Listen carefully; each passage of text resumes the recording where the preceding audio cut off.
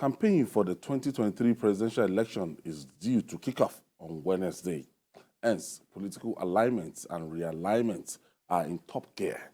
The Apex Igbo sociocultural organization, Ohanaeze Ndigbo, urged people of the North to reject the presidential candidates of the People's Democratic Party, PDP, Atiku Abubakar, in the 2023 elections. In a statement issued by its Secretary General, Okechukwu Nwozigo, Ohanaeze slammed the PDP for jettisoning zoning arrangements before its May 28 presidential primary, saying the party should not be trusted with power. Jide, where is this coming from? That's everything about zoning, everything about what happened before the primaries but have been put aside, and now we are ready for the election proper. We have candidates that has been given a kind of clean bill of health by the Independent National Electoral Commission to actually run come February next year. So what our news is trying to say? Well, it's simply amplifying what even Wiki has been saying, that the PDP should have zoned the presidency to the South, especially given that his constitution It's enshrined in his constitution, and the word "shall" was actually used, which means that it is not ambiguous. It's not ambiguous in any way. It's strong. Yes, when you say "shall," that means must. It's another way of saying must. You know, so the party decided to sell tickets to virtually everybody. APC too did the same thing. It's just the governors of the APC that said no, this thing has to go to the South. But in the case of the PDP, despite having so many governors from the South, much more than the APC, they couldn't push hard enough for power to go to the South after President Buhari's 8 years. So Ohanaeze is simply now, at this time, amplifying that. It's a cultural organization. It's just like Afenifere. You know, Afenifere would be expected to push this kind of agenda.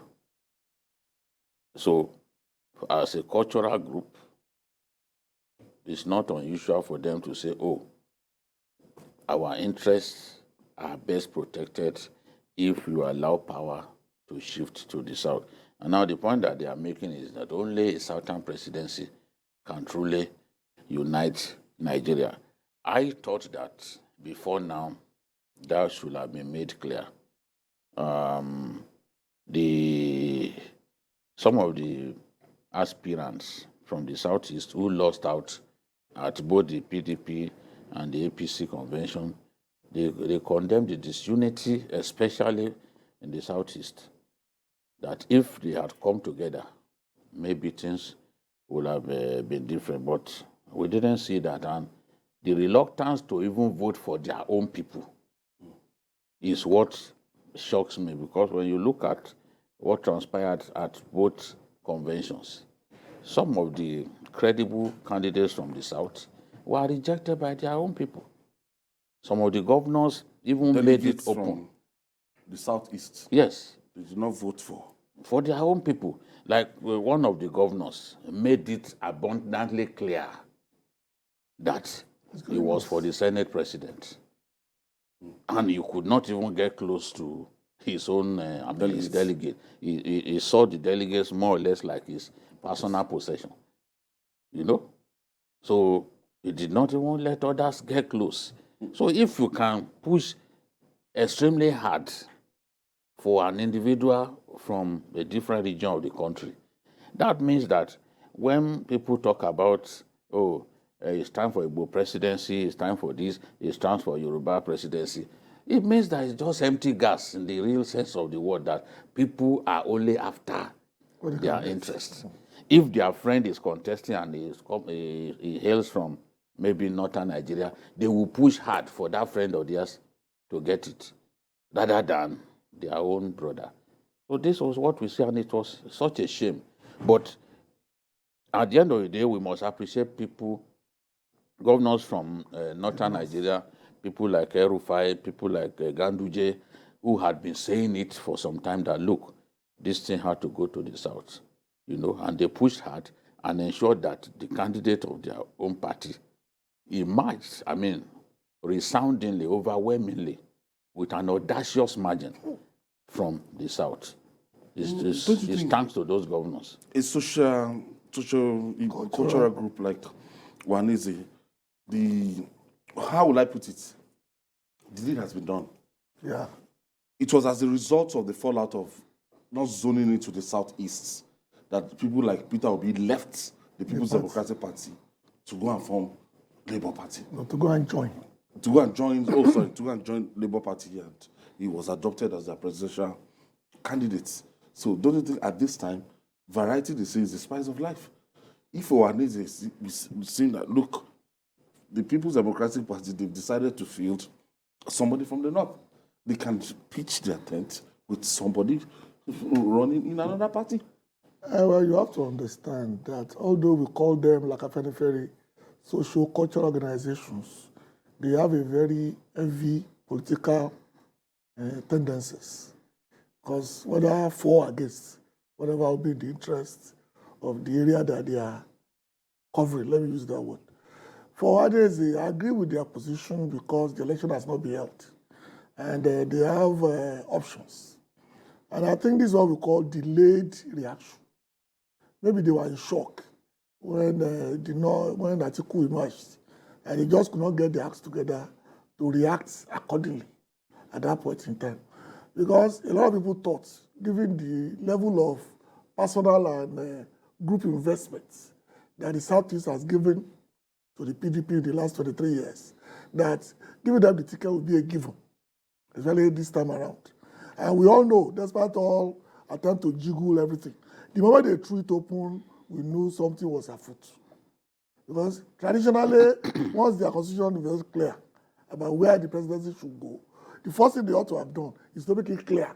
But the moment they set up that committee, the autumn committee, you know that there's something fishy is about to come. Don't also forget that the man who later emerged also said that he will not contest if they zone into the southeast, which is also to me a fallacy. Because you don't need somebody, you don't need to give condition to do what is right. If you know in your mind that the best thing to do for PDP is to allow the ticket to go to the south, you can't tell somebody who's getting married that, look, if your husband does not feed you 3 times a day, I will not toast you. What's that? It's no longer your wife. It's not somebody else's wife. So what you need to do is simply pray for them and say, okay, we are going to the southeast like the APC governors did. Let's keep Nigeria one. Let's create unity in this country by ensuring that there is equity and equality in when we spray things of this nature. Fine, but I don't blame the Ohanaeze. They have to keep pumping this to the people of their head because it's obvious that if they should get away with this, anytime this happens, the zoning in Nigeria, as we know it, will be dead. The last phase of this thing is, they will argue that the PDP constitution we're talking about refers to the north and south. That at no point in time did any talks, did anybody agree about the issue of micro-zoning? Once you say power should go to the south, it could be southeast, it could be south-south, it could be southwest. So we are still going to get to a turn and that this is going to be a problem. Yeah, but even in this case now, it was not zoned at all to the south. They allowed everybody to buy forms. And once people buy forms, that's expensive, although not as expensive as that of the APC. But once people pay that kind of money for the expression of interest form and all that, it becomes difficult to tell them that, look, we are zoning to so zone or region. You should have decided that before throwing the issue of sale of forms open. But they didn't do that. They can even decide not to sell the form to other regions. Yes. Zoned it. Yes, once it's zoned, why should anybody buy? But once you say everybody can buy forms, it means that you Have had an a agenda. hidden agenda, that you had no plan to zone. So this is the thing. The two parties were guilty of this. It just happened to be that the governors, the northern governors, stood firm from the APC and said, look, power must go to... After all, the chairman of the party was pushing for a candidate from northern Nigeria and claimed that that was the choice of the president, you know. So this is the thing. For national cohesion, we need this kind of arrangement. Yes, people will say zoning does not usually bring out the best. But have we ever been blessed with the best in the leadership of our country? What we usually hear is once somebody is dead, they will say it's the best president Nigeria never had. You know? That was how people are describing Awolowo after his death. But we never allowed him to be president. You know? And I know that some people will still say that of even some of the gladiators today. If one of the gladiators today who has a very voluble support base loses the election, we are going to hear that he's the best candidate that Nigeria never had. The best candidate that never got to become president of Nigeria. We are certainly going to hear that. When they start saying that, I will remind you that this was what I said. All right.